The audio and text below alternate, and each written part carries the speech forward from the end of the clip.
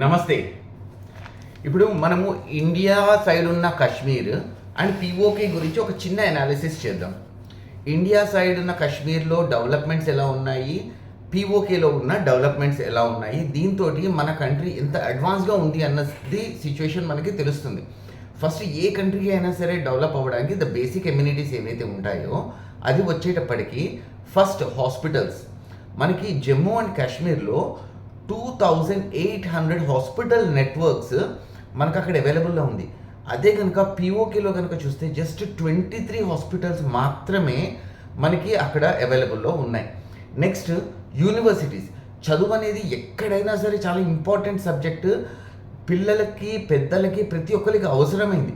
అలాంటిది మనము జమ్మూ అండ్ కాశ్మీర్లో 35 యూనివర్సిటీలను కనుక కట్టినట్టయితే అదే కనుక పీఓకేలో ఓన్లీ 6 యూనివర్సిటీలు మాత్రమే ఉన్నాయి. అదేవిధంగా ట్రావెల్, అంటే ఏ స్టేట్ అన్నా సరే పెరగాలి అంటే దానికి ఒక కమ్యూటింగ్ పాయింట్ అనేది ఒకటి ఉండాలి, ట్రావెల్ చేయడానికి ఈజీగా ఉండాలి. అదే కనుక మన దగ్గర 4 ఎయిర్పోర్ట్స్ జమ్మూ అండ్ కాశ్మీర్లో ఉంటే అదే పీఓకేలో 2 ఎయిర్పోర్ట్స్ ఉన్నాయి. అందులో కూడా దాన్ని మేజర్గా డిఫెన్స్ పర్పస్కి వాళ్ళు ఎక్కువగా యూజ్ చేస్తారు, జనరల్ పబ్లిక్ కన్నా సరే. Next medical colleges. కొత్త డాక్టర్లు డెవలప్ అయ్యేది ఈ పర్టికులర్ మెడికల్ కాలేజెస్. అలాంటి క్రైసిస్ ఉన్న సిచ్యువేషన్లో ఉన్న జమ్మూ అండ్ కాశ్మీర్లోనే మన ఇండియన్ గవర్నమెంట్ 9 హాస్పిటల్స్ని మనం అక్కడ కట్టించాము, మెడికల్ కాలేజెస్ని అక్కడ కట్టించాము. అదే కనుక పీఓకేలో చూస్తే ఎంటైర్ పీఓకే ఏరియాలో ఓన్లీ ఒకే ఒక మెడికల్ కాలేజ్ ఉంది. నెక్స్ట్ ఇన్ఫ్రాస్ట్రక్చర్ డెవలప్మెంట్ అంటే సింపుల్గా నేను ఒక విషయం చెప్తాను. ప్రతి దేశము ఒక ఏరియాని డెవలప్ చేయడం కోసము మన దగ్గర నుంచి కలెక్ట్ చేసుకున్న ట్యాక్సుల్లో నుంచి కొంత అమౌంట్ వాళ్ళు ఆ ఏరియా డెవలప్మెంట్స్కి యూజ్ చేస్తారు. అంటే వెనుకబడి ఉన్న ఏరియాస్ ఏవైతే ఉంటాయో వాటిని కొంచెం పుష్ ఇవ్వడం కోసము యూజ్ చేస్తారు.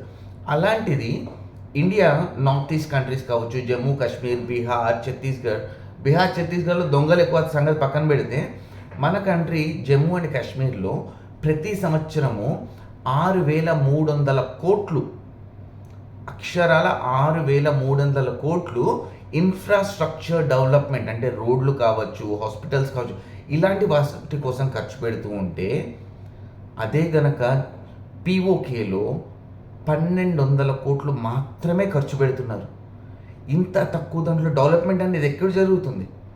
నెక్స్ట్ మన ఇండియాలో ఎంటైర్ నేషన్కి మనకి రైల్వే లైన్ ఉంది. అది కూడా జమ్మూ అండ్ కాశ్మీర్లో కూడా మైక్రో లెవెల్కి కూడా రైల్వే ట్రాక్స్ వేశారు. ఎక్కడెక్కడ పాసిబిలిటీ ఉందో కొత్తవి ఇంకా పంపిస్తున్నారు.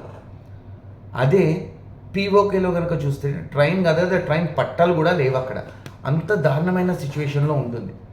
నెక్స్ట్ పర్ క్యాపిటా ఇన్కమ్ అని చెప్పేసి ఒకటి ఉంటుంది, అంటే గరిసరి ఆదాయం ఎలా ఉంటుంది.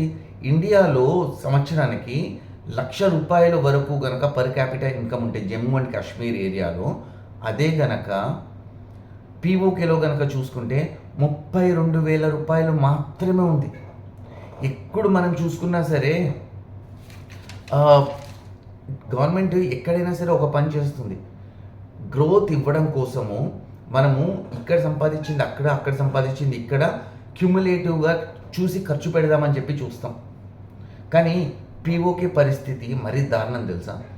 అక్కడ ఉన్న రిసోర్సెస్ ఏవైతే ఉంటాయో ఆ రిసోర్సెస్ నుంచి జనరేట్ అయిన డబ్బులు ఉంటాయి కదా, అదంతా కూడా మెయిన్ ల్యాండ్ ఆఫ్ పాకిస్తాన్ ఏదైతే ఉందో అక్కడికి తీసుకెళ్ళి ఖర్చు పెడతారు. అయినా సరే మనకి ఇండిపెండెన్స్ వచ్చినప్పటి నుంచి 24 అసెంబ్లీ సీట్స్ పీఓకే ఎప్పుడైనా సరే ఇండియాలో కలవకపోతుందా? ఈ 24 సీట్లని మనం ఇచ్చి అక్కడ జనాల్ని అభివృద్ధి చేద్దాము అని చెప్పేసి ఇండియన్ గవర్నమెంట్ ఈ రోజు వరకు కూడా ఆ 24 సీట్లని అలొకేట్ చేసి అలానే ఉంచింది. ఈ పర్టికులర్ కంటెంట్ మీకు ఇన్ఫర్మేషన్ అయితే మాత్రం ఖచ్చితంగా ఒక లైక్ చేసి షేర్ చేయండి. మీ సపోర్ట్ తోటి నా ఛానల్ కొంచెం గ్రో అయితే ఇంకా మంచి కంటెంట్ విత్ ప్రాపర్ విజువల్స్ తోటి చేయడానికి నాకు ఒక ఆపర్చునిటీ ఉంటుంది. Thank you so much. జై హింద్.